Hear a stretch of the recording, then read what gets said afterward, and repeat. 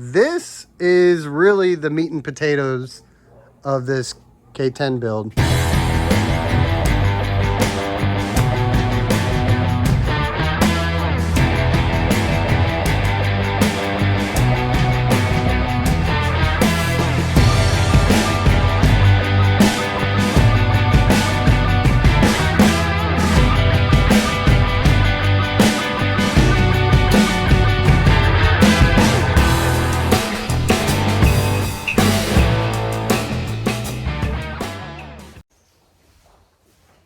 Alright, you guys, welcome back to the GMLA YouTube channel. Today's going to be an exciting day. It's a little chilly out, but we're going to go see John, a previous customer of mine. He has a 1985 K10 short bed pickup that, to the best of my knowledge, is off of the frame right now. So I'm excited to go check in on him. It's been about 3 months maybe since I seen him last when I dropped off his package. He has an aluminum 5.3 4x4 setup for this K10. I'm excited to go check in on him, talk to him, and see what kind of progress he's made on the build. It's really interesting, and I'm excited to go check it out. But first, we got to knock out a oil change on the Suburban. Definitely needs it. It's sitting at like 35 psi and high oil pressure. A clear indication that it needs an oil change. Can't remember the last time I changed it, but it definitely needs it. I'm constantly putting oil in it. That rear main seal leak needs to get addressed. But we're going to knock out this oil change real quick and then go check in on John. Let's do it.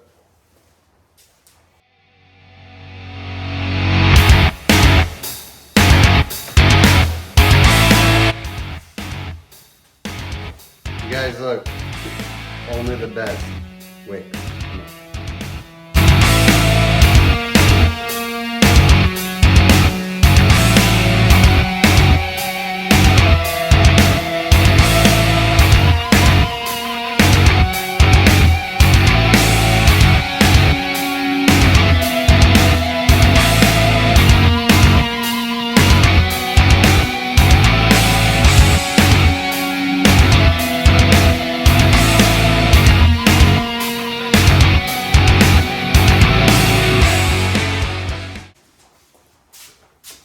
Let's put some oil in her.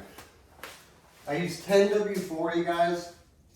Of course, 10W30 is what it's called for, but 10W40 seems to give me exactly what I need out of this 370,000 mile Suburban. So we got 5 quarts here, and let's get this in there. Many of you guys probably know, but I'm not sure all of you know. There's a reason why this bottle is shaped this way. It's easy to pour. Start out backwards, and then just slowly twist it. Total of 6.5 quarts, 7 quarts. Some people may say that's too much, but with the amount of oil this thing leaks out of that rear, it'll go back down to regular level. Okay, we're good. Let's get this thing out of here.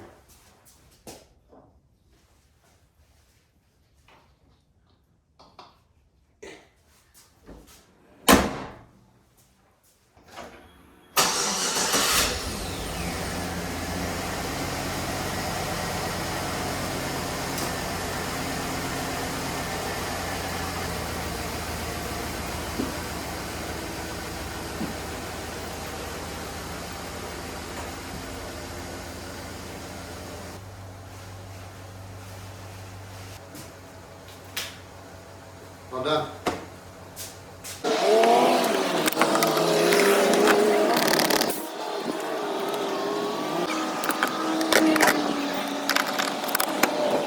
I'm on my way to go see John and see his 85 K10 short bed that he's made a lot of progress on, and I'm really excited to get updated on that and share that with you guys.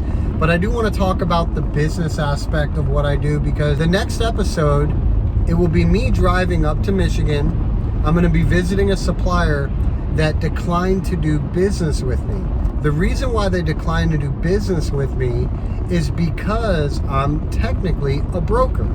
And per owner's orders at this supplier, they don't do any business with brokers, and it's completely understandable.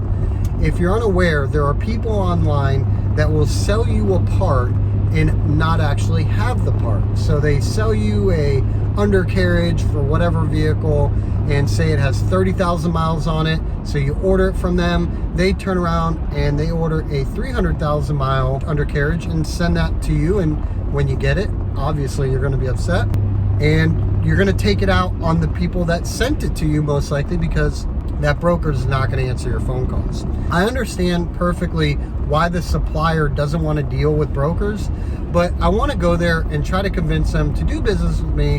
And the reason why I want to convince them to do business with me is because I am hyper focused on just LS factory dropout. I have a great reputation, and the reason why I have a great reputation is because I take every precaution that I can possibly take and every bit of quality control that I can take to make sure that my customer is getting exactly what they want and to make sure that their dropout is a good quality dropout. So this particular supplier that I'm going to visit, I know that they are on the higher end as far as salvage yards. So I want to be able to do business with them, but I completely understand their perspective on not wanting to do business with brokers because historically, they're not good people to work with. From their perspective, I'm just a broker. But from my perspective, I want to do business with salvage yards that are on a higher quality level. And unfortunately, I can't do business with all of them because they will not sell to me. And it's unfortunate. So I'm going to be driving up to Michigan to pick up an LQ9 for a customer. And I want to go stop by, visit them, and see if I can convince them to allow me to purchase from them as a company rather than an individual. Kind of state my case, let them meet me in person, let them have a good understanding of who I am, and then they can make their decision final at that point. But it's worth a shot. So this channel is to bring you guys into my everyday world of running the GM outlet and selling factory dropouts. So we're gonna head up to Michigan in the next episode and try to handle that. Meanwhile, picking up an LQ9 and hand delivering it to Antonio. So look forward to that. But let's get over to John and let's check out this 85 K10.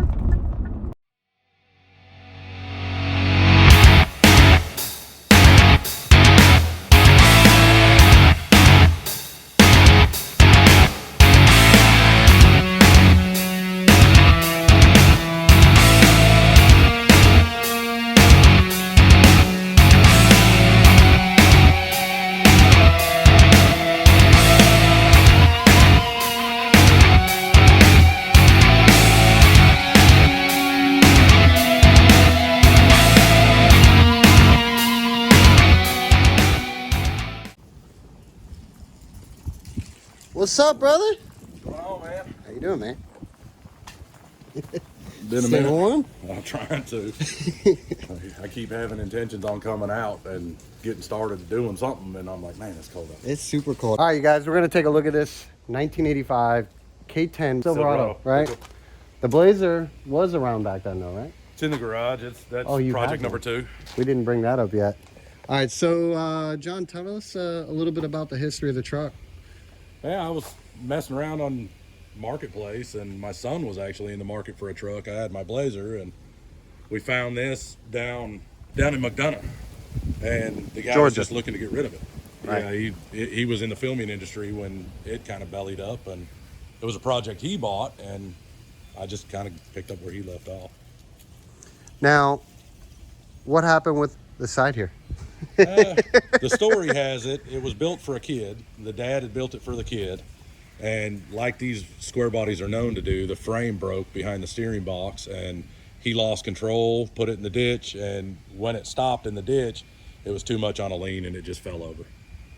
So it actually saved it. I mean, it could have been a lot worse, really. Totaled, complete. Yeah. I mean, it's totaled at that point, but depending on who you are. Depending on who you are. If you're an insurance adjuster, yes, it's totaled. If you're a lover of these trucks, no, it's far from totaled. Or if you're John with a badass garage, you know? Man, it's a nice truck. So I saw this thing 3 months ago, basically exactly how it sits, but this isn't it. We're going to show you guys inside where all of the magic is happening. Talk about the body mounts that you were saying. So is it the cab mount or the bed mount?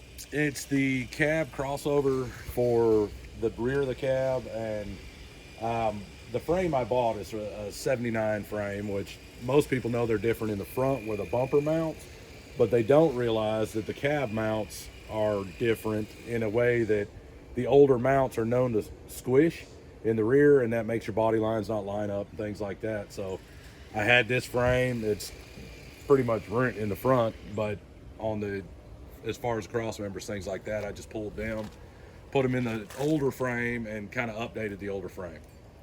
So what are your plans with it?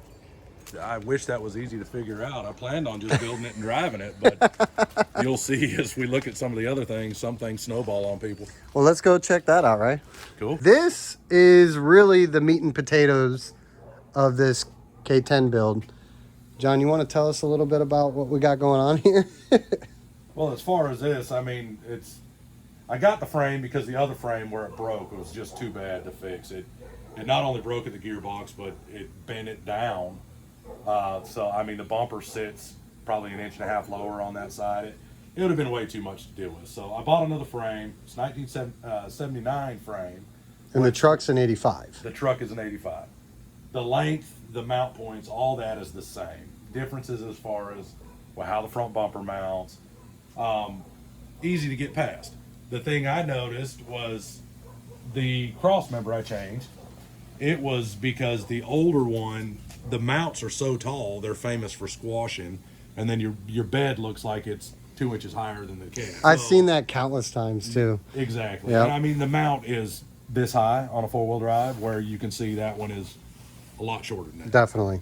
Absolutely. So while I had it, I had the other frame, I had this frame, make one out of the two, and I've kind of tried to think ahead to where if I ever sell it, a guy can go in and say, hey, I need this for a 1985, and it's going to be right. He don't have to try to figure out what I used. And although it's pretty custom, he can just walk into O'Reilly's and say, hey, I need a 85 body mount or whatever, right, you know. right. Very cool. This frame did not look like this when I saw you 3 months ago. Far from It looks brand new. So what did you do to the frame itself, other than, of course, the modifications to make it work for an 85? I stripped it down to nothing. I mean, I spent weekend after weekend in here with a plethora of things to get it down to metal, sandblasting, grinding, everything and then I used all Eastwood products. I started with the rust encapsulator to make sure I caught what I couldn't get, cleaned the frame off, and then I did a 2K epoxy and their 2K, what they call chassis black, in a satin finish. It looks great. It looks brand new. When I saw it, back 3 months ago to now, I would guess it's not even the same thing. I mean, it looks brand new. My wife's kind of upset with me because I didn't get a before picture. I've got some in the process, but I didn't get like what I brought home, what she thought was garbage. Suspension. Well, there's a question there too. I mean, they say it's a 6-inch rough country lift, but the way it's sitting more like 8. It looks pretty dang tall for sure. And what problem? Well, have you had any problems with the lift itself? Because they're not necessarily bolt on immediately working, no problem. You're going to run into an issue or two, right? Absolutely. I mean, you're changing lengths and things like that. And I mean, one of the biggest things I did thought I got ahead of the game and ordered some extended brake lines. But as you can see, the one there going down to the rear end is super tight. This one here. That's made for a 6-inch lift. It's extended for a 6-inch lift. But once I get the body on, I'm going to see if I catch any slack in there. And if I don't, then I'm probably going to have to order one for an 8-inch. Right.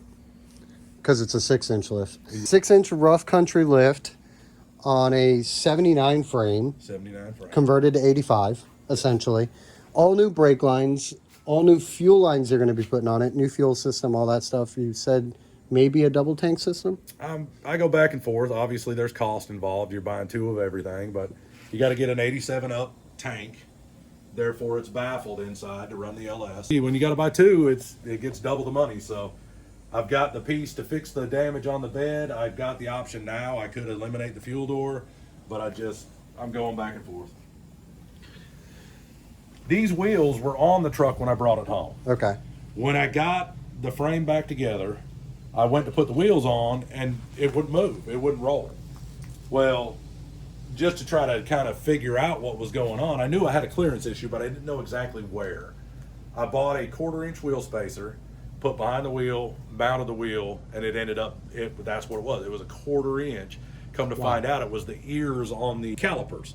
They're aftermarket new calipers. They're not remans, but Right.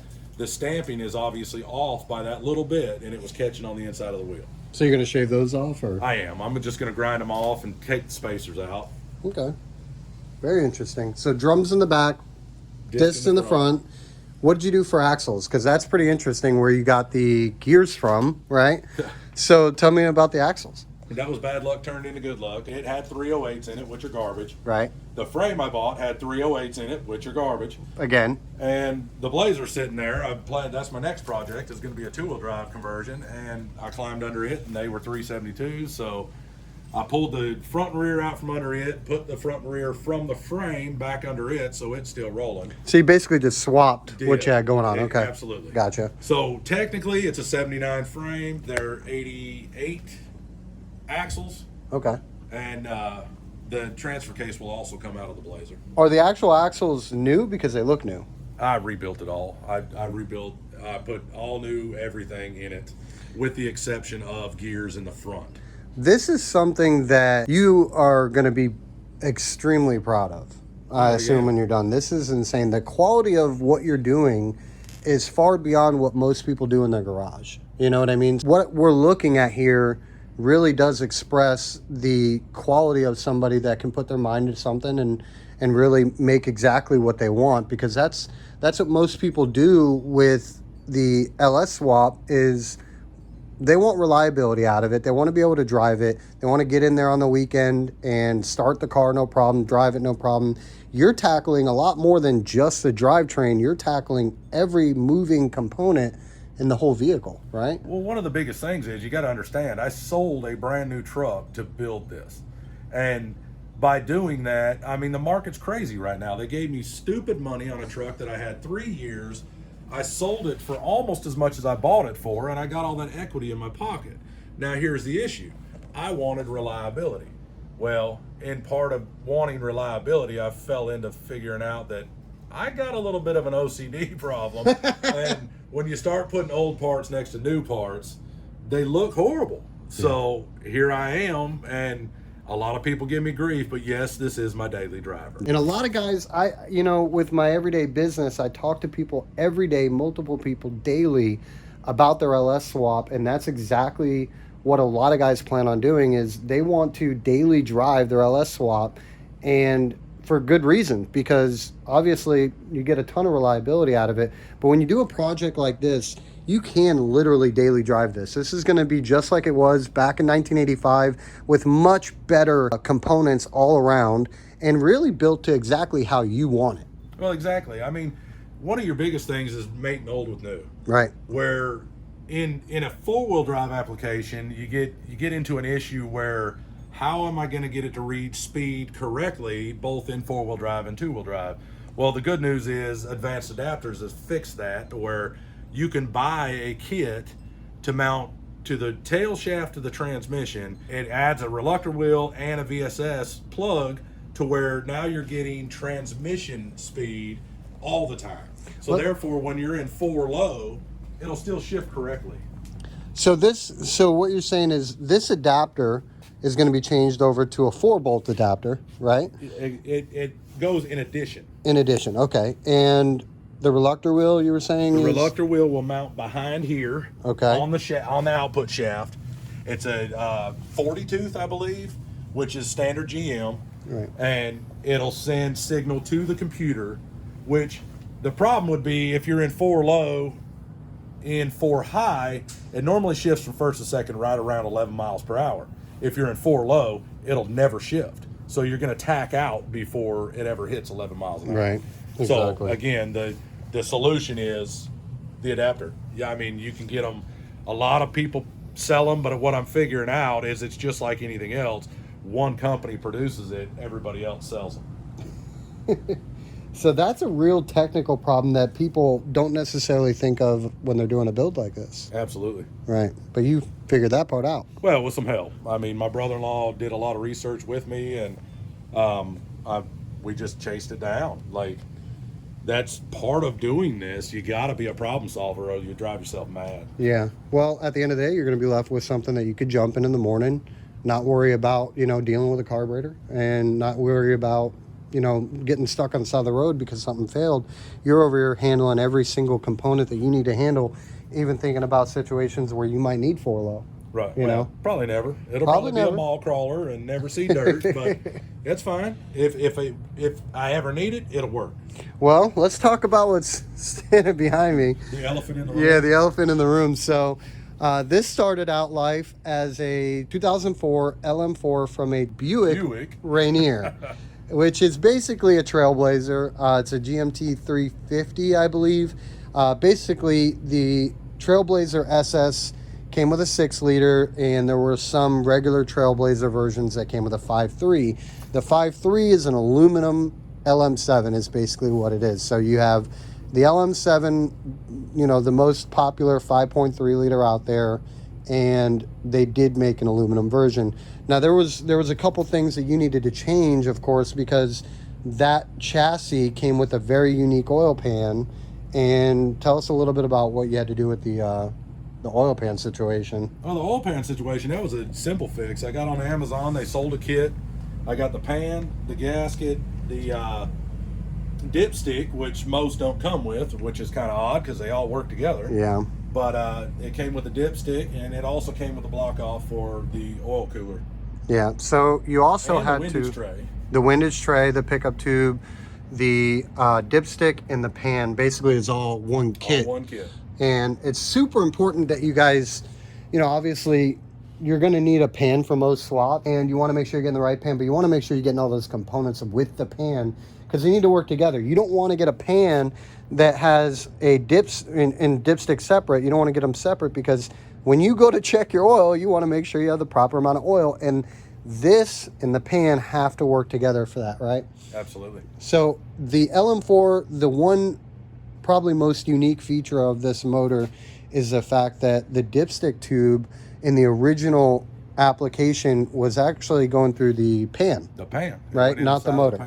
Now, what did you have to do to make that work? Provision is on the block for a dipstick tube. Right. So right but here. there's no hole.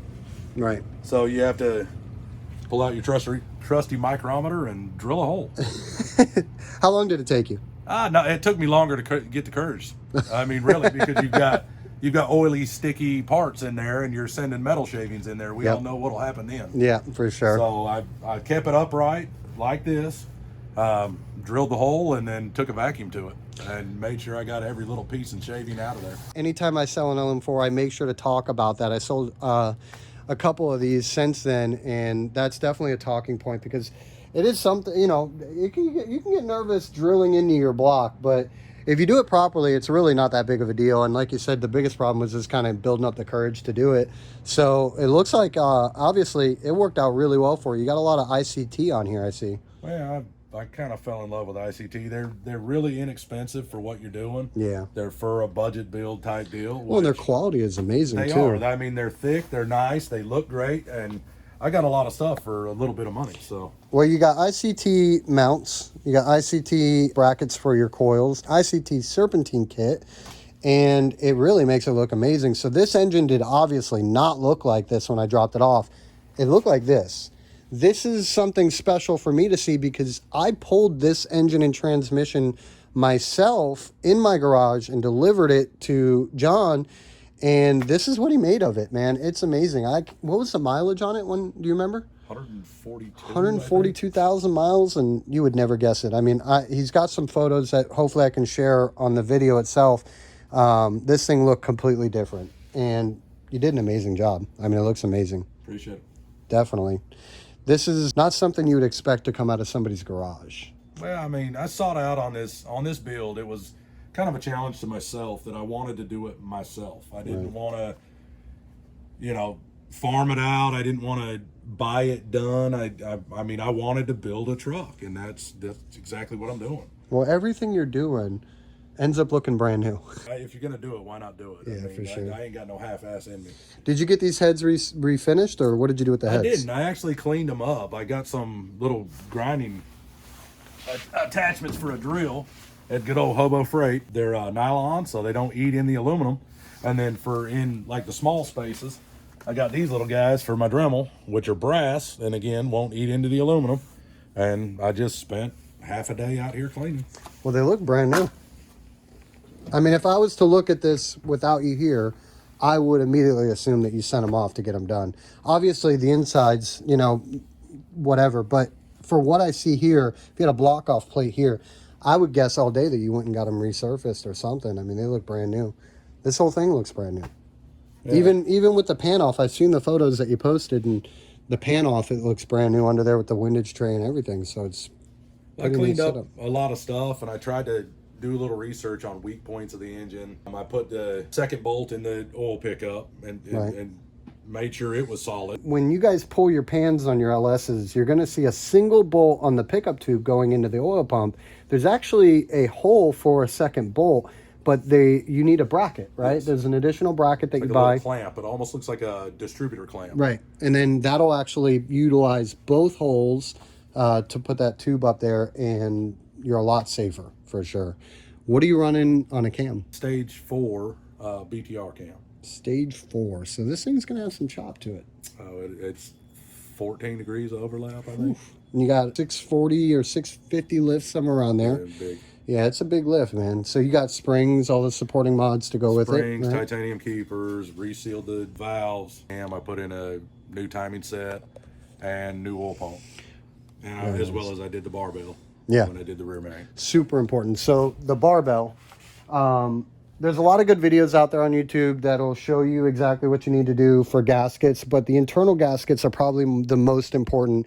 You have two that are really important: the oil pickup O-ring, but also there's a dumbbell located in the back behind this rear cover down here on the driver's side of the motor.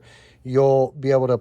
How did you get it out? Because I used a self-tapping screw because the factory Smart. is plastic and Right. it has no provision to be able to pull it out. You can't catch an edge on it, anything. So I just used a self-tapping screw and a set of channel locks and pulled it right out. Exactly. So and when I replaced it with billet, which has a provision for a bolt. Yep, and that's what I have at home as well, is the billet one ready to go in the Suburban when I pull that out and reseal that motor up. So I'll be handling all that. And smart move, because the expansion and contraction from plastic just makes it brittle, and there's no point in putting another plastic one back in there. It looks pretty rough when you pull it out. It does, man. I've seen it. I mean, they don't. It looks like they really use this, but yeah, they do. It's insane, man. I had that conversation yesterday with Travis from the last episode. You know, we talked about that, and I think a billet is a way to go, just so you don't have to deal with, you know, that very important piece becoming brittle and breaking or having issues, because it's in the back of the motor, in between the engine and transmission. It's not something that you're going to be able to just tackle in a day. Well, then you're there. You're there, and they're very cheap. Yep. Do it. Every customer. As well as the rear main. Do it. Yeah, I mean, you don't want to have to pull this thing back out again. No. You know, once you get it in. Definitely don't want to do that. Every customer that I sell a motor to, we always have that conversation on what should I do to the motor before I put it in. Replace all of your gaskets. Just buy a master gasket set, replace all the gaskets, handle the oil pickup tube, O-ring, and the back dumbbell or barbell, and you're good to go. I mean, you as long as your bearings are fine, you'll have 50 psi oil pressure all day, every day, no issues. It basically just completely rejuvenates the motor as far as oil pressure goes. Change the pump. You're in there. Change your timing set. How much was an oil pump? I just went with a standard pump. I didn't do high flow. $60 or high pressure. or whatever. It was like $40. Yeah. You know, timing set. I got a Cloy's timing set. I think it was like $70. So, you know, couple $100 in extra parts, and you're left with essentially, you know, a peace of mind and a refreshed motor, man. You did a killer job on this. Looks amazing. Well, I mean, as far as even the accessory brackets, some say they're overkill, but you know, there's a lot of people that claim, you know, with this mount or that mount or whatever, you can run the AC pump in the factory location in a square body. Right. Well, everybody claims that, but almost every build I've watched, everybody's had to notch their frame. Well, who wants to do that? I'm not a big fan of notching my frame, so I went ahead. I bought the AC bracket, and then I was like, you know, that factory bracket looks kind of dumb over there, you know. So I went ahead and bought the driver's side set as well, and they're super inexpensive. You get new idler pulleys, you get new tensioner, all the problem points on a stock engine anyway, you know. this engine didn't have a lot of miles on it, but it had 140,000 miles. Those are Right. things you're going to have to start looking at anyway. Absolutely. So do it. You're there. You're already there, for sure. You won't have to touch this engine for, I don't know, what, a decade probably? If ever. If ever. I mean, You might get rid of it before you even have to do anything. people to it, offer yeah. stupid money all the time, and if you want to offer stupid money, I'll take it. Yeah, for sure. I'm not short on projects. Well, looks like you got everything handled, man. I mean, it's only been 3 months and nothing looked this way 3 months ago. So you're knocking it out of the park on time. What do you think you're going to be at as far as finishing the whole build itself? I'm hoping by summer. I mean, it's obviously that all comes down to economy and income and money and all those things. But if things keep going the way they're going, I'm hoping by end of summer, maybe I'll have it together. I mean, a guy could, if you wanted to, just go ahead and throw the body on it and let it eat. Yeah, I mean, absolutely. it doesn't have to be perfect to drive Right. it.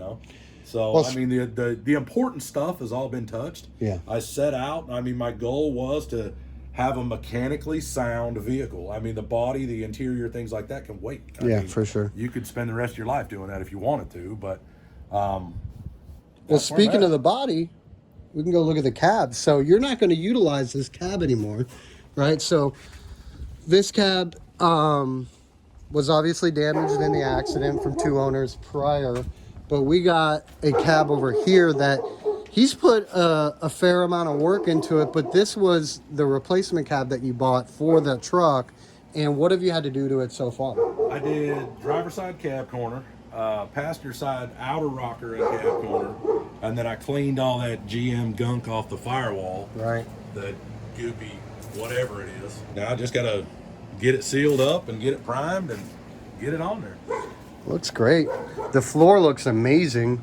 Roof too. Well, the guy before me, he made it a 4-speed, so I'm going to fill that hole, Right. as well as some random holes in the firewall that are unneeded now, and then get it sealed and get it painted. So I see some engine parts. Well, that's where you messed up my plans. Between you and my brother-in-law, Yeah. I had a small block there, which is it was a ZZ4 crate engine that I had it machined and was getting ready to rebuild it, and I've got all the bottom end stuff, and then my brother-in-law started talking LS, and I called myself a purist, but I was like, it's not factory, it's not a period specific, it doesn't match all the same crap you hear out of everybody else. Right. But when he stuffed a pretty much bone stock LS in a 1960 Chevrolet, put a cam in it, I think he's got a stage 4 Summit cam, and that truck will make more power off of virtually no money that I would have to spend all my budget on engine to get that kind of power. I talk about that a lot with customers, that are coming out of let's say they want to do a Chevelle, you know what I mean? And they got a decent drivetrain. But at the end of the day, the amount of money that you'll take to get to 550 horsepower, or even the reliability aspect of it, it almost doesn't make sense anymore unless you're trying to be, period correct and numbers matching, what have you. Would you go back to old school stuff at this point? All this is for sale. I've got a big block. I've got I've got 2 more Okay. small blocks. That's a 454? The 454, That's a 350? 350, 4-bolt main, 1-piece rear main. That's another 350 in here? Another 350 in there. That's a TBI engine. Right. And And then that one over there, 305? not quite sure. Factory, as far as the numbers on the glove box, it's 305 factory, but I don't know if it's ever. We have been no changed. idea. Right. So new body, new engine, new frame, and then the bed, you're going to be replacing the passenger side, right? The front little part of it, I've got a piece off a bedside that I can do the work and fix what got damaged when it tipped. Interesting. So this just tipped over. Is all It it just really tipped. was. Yeah, it wasn't you can tell there's no scrapes in it. It just Right. fell over. Wonder how they got it out. God knows. Tipped it back over. God knows. That might have been where some of the damage come from. It might not have Yeah. been in the initial fall. It was trying to get it back up. Fenders? Fenders are good. I Okay. mean, I've got one little bend on this side, but I plan on just doing a fender bottom because I'm a fan of factory metal. Right. And Absolutely. you can see where the tire got into it when the gearbox broke, Right. and so I'll probably just cut in a new bottom. This is going to be a badass truck, man. It'll be fun. I'm excited. How was your experience dealing with me from beginning to end as far as purchasing the engine? I mean, flawless. Flawless? I think it was like 5 days total. Yeah. I mean, And part of that was, I can't remember if you went to Iowa or Illinois or I think it was Virginia. Somewhere crazy. Yeah. You went and picked up a truck, and you did the work, you pulled it, you got dirty, you brought it, you delivered it, you put it on the stand. I mean, I'm not the stand, but the cherry picker. The cherry picker, which was right back there in the It backyard. sat back there for a minute. You guys, I love what I do for a living, and not to plug my company in, but man, you know, it doesn't, I'm not in it to get rich. It's literally just a passion of mine. So I get to visit people like this, and I couldn't have it any other way to see these kind of builds. I'm glad to bring you guys with me on this stuff because I've been doing this for 8 months. It's February 2022, and I started this company, I think, July of last year. And I've seen so many cool projects, and I needed to start this channel. You got literally a frame off build 4x4 K10. This is people's dream right here. For a minute. Yeah. You know, some of us, it takes us this long to get to where you've got the capital to be able to do anything like this. Because, I mean, guys, you got to understand, like, some things that you don't think of are stupid amounts of money, like hardware. Yep. I don't know if you priced grade A. Where are you going later today? I'll go to get hardware. I mean, it's just, hardware is expensive. Yep. You can cut some corners on that. Like LMC sells some kits if you're trying to do, like where I had to replace the cross members and brake brackets and things like that. I had to drill the rivets. Yeah. You know, if you go to Lowe's, they charge you out the nose for these grade A hardware, but you can buy a pack of, I think it's 40 bolts, nuts, bolts, washers, and lock washers for like $28 or something at LMC. So nice. Just use your head about things, because Yep. I mean, I went the first time and I bought a fraction of that, and I spent over $45 at Lowe's, and I was like, there's got to be a better way. Absolutely. A lot of things, a lot of non-moving parts, guys, that you would spend money on high-end stuff. Like, we'll talk about the covers, for instance. Amazon. You told me about those. Those are from Amazon, and they were, what, a fraction of the price, right? Maybe Sure. 25%, somewhere around there? Yeah, about that. Yeah, So- I mean, your name brand covers, they're $250. You know, those. It's a non-moving $60. part, right? So what's Yeah. the point? You know, Right. if it's not something that's a wearable item, then there's no reason to really shout out crazy money for that kind of Right. stuff. So I'm a big fan of saving money, obviously, when you can. And I'm sure a lot of people that are doing their builds, they want to save as much money as they can. Standing here, I could see the offset on the spacer now. I didn't notice it at first. It's a quarter inch, but you also got to remember that the older straight axle trucks, the front end's wider than the rear anyway. Yep. That's why they look goofy when they first get lifted. And a lot of people have started running staggers on them, or even a spacer in the rear, Yeah. because the rear end is so much narrower than the front. I mean, there's a purpose for that. It's tracking and when you're off road, but once you put them in the air and put big wheels on them, they look funny. Well, you guys, I think that's it for this episode. I'm going to be driving 1,600 miles to Michigan to go pick up an LQ9 for a customer named Antonio here in Georgia. So I'm going to bring you guys along for that trip. I'm really excited for it. There should be some decent snow up there, so I'm a little nervous, but I'll make it work.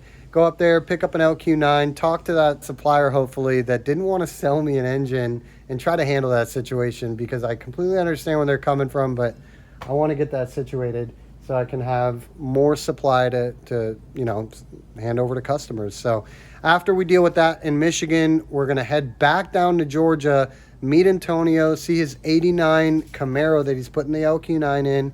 He also has a Trailblazer SS that I'm excited to look at. And we'll catch you guys on the next episode. If you guys enjoyed that as much as I did, please subscribe. And everybody that has subscribed already, I really appreciate it. Thank you, guys.